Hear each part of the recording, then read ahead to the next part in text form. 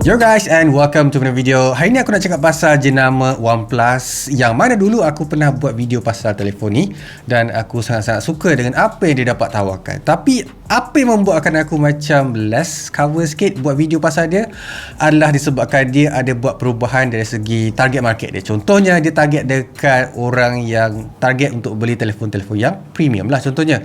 Bukan nak kata dia overpriced, dia lebih kepada letak semua feature dan buatkan harga sama macam orang lain. So basically dia dah tak ada specialty yang ada dekat jenama OnePlus yang dulu kita kenal. Tapi sekarang ni aku ada telefon OnePlus 10T. Kau nak cakap telefon ni special ke? Actually dia lebih kepada pergi balik kepada jenama yang kita kenal OnePlus dulu buat, dan sekarang diorang still buat dan dia nak cuba nak tengok kau punya feedback sendiri. Alright, mula-mula sekali kau mesti nak tahu kan, sebagai seorang yang enthusiast untuk sebuah smartphone, especially jenama OnePlus ni, mestilah ditargetkan dekat higher end punya processor. Ya betul, kali ni kau still akan dapat that Snapdragon 8 Plus Gen 1 yang latest and greatest yang kau boleh dapat. Mana-mana smartphone yang baru kau nampak sekarang ni akan guna prosesor yang sama. Dan apa yang aku suka juga dekat sini adalah dia actually quite generous, dia letak sampai 16GB RAM dan storage dia boleh kata boleh pergi sampai 256GB kalau kau nak. Dulu kita kata dia adalah sebuah flagship killer kan. So benda ni still ada. And kita akan tengok dari segi benda lain juga. Contohnya macam dekat sini dia punya software sendiri. So untuk dia punya software, dia pakai OS 12.1. Dia tak pakai yang the newest lagi, tapi mungkin benda tu dia akan update di masa akan datang, jangan risau. And dia still pakai Android 12 yang mana bagi aku dah cukup bagus dah. And aku guna a few days juga untuk buatkan aku rasa pengalaman segi guna telefon ni. And boleh kata it's quite good untuk seorang yang tak nampak benda tu sebagai bloatware heavy sangat.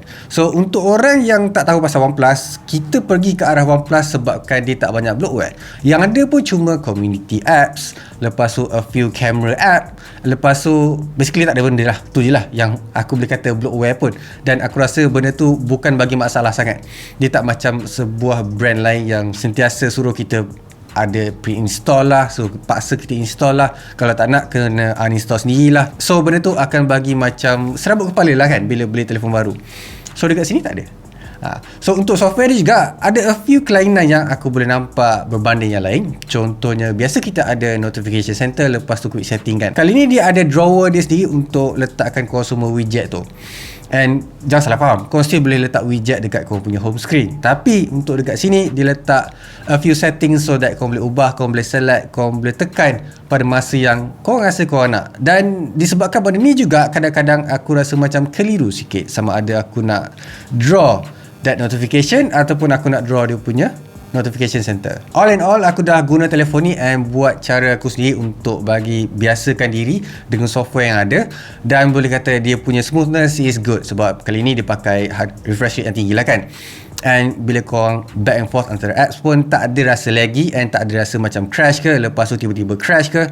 And benda tu sangat-sangat bagus and satu trademark untuk sebuah telefon OnePlus juga. Other than that, kita cakap pasal dia punya display pula dekat sini. Aku actually quite suka dengan apa yang OnePlus dapat buat dekat sini. That is dia punya punch hole display dekat atas, and then dia punya bezel pun boleh kata sama je antara bawah, kiri, kanan. Dan apa yang kau perlu fokus juga dekat sini adalah dia punya display is actually tak curve. So it's a flat display. So dia faham dan dia tahu orang actually nak flat display instead of sebuah screen yang perlukan screen protector yang agak mahal ataupun maybe tak tahan lama kalau letak pun. So dekat sini it's very warm welcome untuk OnePlus letak this type of display. And dia punya refresh rate adalah 120Hz. Tu apa yang aku suka. Dan disebabkan refresh rate yang tinggi ni juga akan buatkan kau punya pressing, kau punya swiping tu nampak a bit smoother daripada kebanyakan telefon yang tak pakai pun 120Hz. Tak payah cakap lah pasal yang lagi tinggi tu. Kita cakap pasal yang generic 120Hz pun dah memang smooth dah, memang lancar dah, memang sedap mata memandang dah bagi aku. Especially untuk orang yang suka tengok animation ataupun graphics bila korang buat sesuatu aktiviti tu ataupun tekan sebuah setting tu. Sekarang kita akan cakap pasal dia punya performance pula kali ni. To my surprise, untuk orang yang suka main game lah kan, especially orang yang tak ada game lain dah dia nak main selain daripada PUBG Mobile dengan CSR Gaming ataupun CSR Racing, game creator tu, and then Cars Drift untuk orang yang suka main drift, walaupun aku tak ada kereta drift. Tapi untuk PUBG Mobile dia boleh support sampai not just 60 FPS tapi really stable dia punya 90fps. Out of the box korang still akan dapat support tau untuk dia punya FPS game dekat sini, so tak ada masalah. And benda yang aku suka juga adalah dia punya FPS tu sangat-sangat stabil and tak ada isu contohnya macam panas. At the time aku tengah record video untuk buat gameplay ni, aircon masa tu tak silap aku tak buka dan buatkan telefon ni tak rasa panas sangat. And I'm quite surprised macam mana how well dia handle that kind of performance. Dan dia actually ada AI boost dia sendiri untuk buatkan gameplay tu lagi smooth and tak struggle, instead of orang kata nampak semua benda bait lagi. Dan especially kadang-kadang rasa macam kau punya internet tu tak laju, padahal kau punya CPU yang tak dapat handle graphic performance yang ada dekat sesebuah game tu kan. So dekat sini nampak sangat-sangat bagus dengan apa yang OnePlus buat. Dan macam yang aku cakap tadi, dia actually tak berapa nak panas sangat. Ni adalah disebabkan dia punya vapor chamber tu adalah sebuah next level punya cooling system. So dekat sini buatkan aku terfikir juga apa rahsia dia buat. And kalau tengok dia punya image juga, dia tunjuk macam mana dia sejukkan sebuah prosesor tu,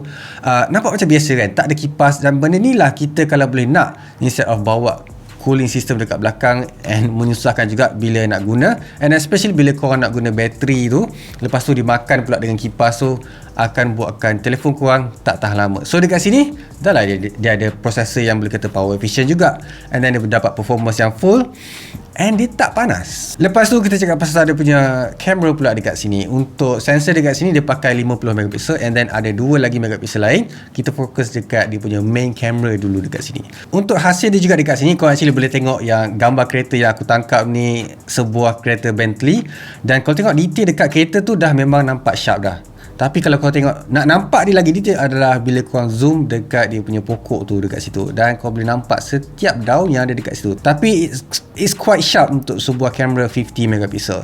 Dan dekat sini untuk dynamic range dia tak ada nampak macam a bit off, dan pleasure je untuk mata ni tengok and suka bila tangkap gambar. Benda yang orang akan fokuskan juga adalah bokeh effect, especially kalau natural punya bokeh. So dekat sini aku tak dapat tangkap kalau subjek tu terlalu besar, tapi bila aku try tangkap gambar contohnya macam cawan ke, dia akan dapat efek macam tu. Tapi kebanyakan kamera sekarang ni dah ada dia punya portrait mode dia sendiri, so benda tu bagi aku macam tak penting sangat. Dan kebanyakan gambar yang aku tangkap pun adalah kereta je, sebab well minat kereta kan, akan dapat less effect bokeh tu sebab dia tak dekat sangat. So aku terpaksa jauhkan kamera ni daripada subjek. Other than that, untuk dia punya makro and dia punya ultra wide bagi aku macam biasa je, and kebanyakan kamera yang aku guna pun mostly dekat main sensor dekat sini. Alright, now kita cakap benda yang buatkan OnePlus 10T ni is a bit special, especially dekat Malaysia. That is dia punya charging speed. Untuk normal kata 120 watt tu adalah satu speed yang ridiculous, orang tak guna sangat pun sebab dia terlalu laju kan.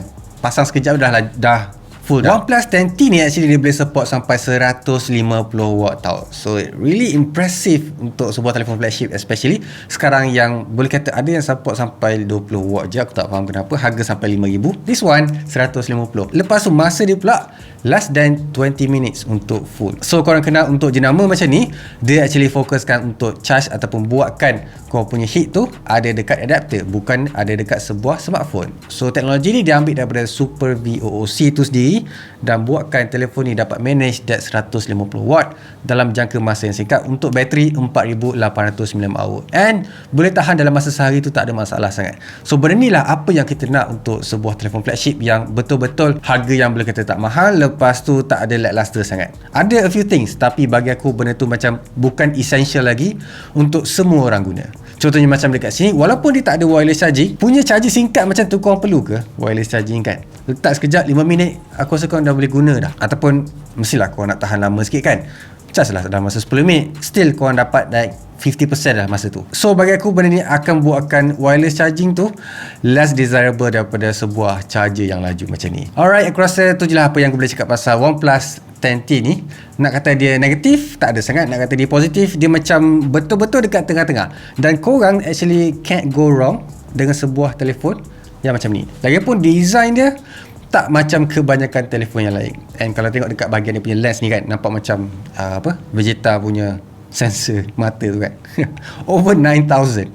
Okay, untuk telefon ni harga dia dekat dalam Shopee adalah 2979, and dekat dalam Lazada juga dia ada jual actually, dah harga dalam 2724 kalau tak silap aku. Alright, kalau korang nak lagi jimat, pergi dekat Lazada. Kalau korang nak rebate, pergi dekat dalam Shopee. Alright guys, macam biasa, leave like, subscribe. So keep smiling and I'll see you guys on my next video. Bye. So macam mana? Korang suka tak direction baru dengan OnePlus 10T ni? Cuba bagi tahu dekat komen. Aku nak tahu juga. Alright.